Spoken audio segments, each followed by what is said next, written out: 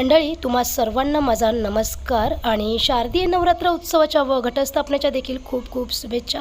तर मंडळी, आजपासून नवरात्र उत्सवाला सुरुवात झालेली आहे आणि प्रत्येक गावांमधल्या प्रत्येक कुटुंबामध्ये आजपासून घटस्थापना केली जाईल कुळीच्या देवाऱ्यामध्ये।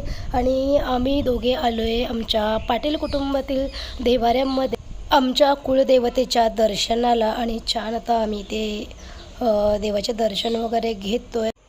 आणि यावर्षी मी नवरात्रीच्या 9 दिवसांचा उपवास पकडलेला आहे आणि याआधी मी भरपूर वेळा उपवास केलेला होता, पण मध्येच माझी तब्येत बिघडली, त्यामुळे मी उपवास सोडून दिलेला।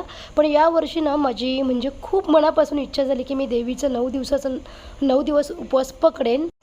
आणि हे माझे इथे दीर आणि जाऊबाई आणि त्यांच्याच घरी आमच्या कुळीचा देवारा आहे।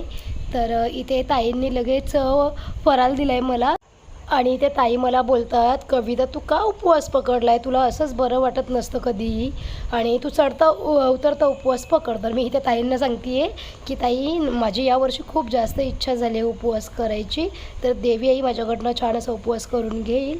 आणि इथे ताईंनी आता घेतल्यात देवांसाठी हार बनवायला। आणि इथे हा आमचा देवारा खूप छान असं ताईंनी सजवलेला आहे आणि घटस्थापनासुद्धा खूप छान केलेली आहे। तर मंडळी, तुम्हा सर्वांना आमच्या पाटील कुटुंबाचा देवारा कसा वाटला व इथे घटस्थापना केली आहे तीसुद्धा कशी वाटली ते मला कॉमेंट सेक्शनमध्ये सांगा। तर चला, बाय बाय, चॅनल सबस्क्राईब।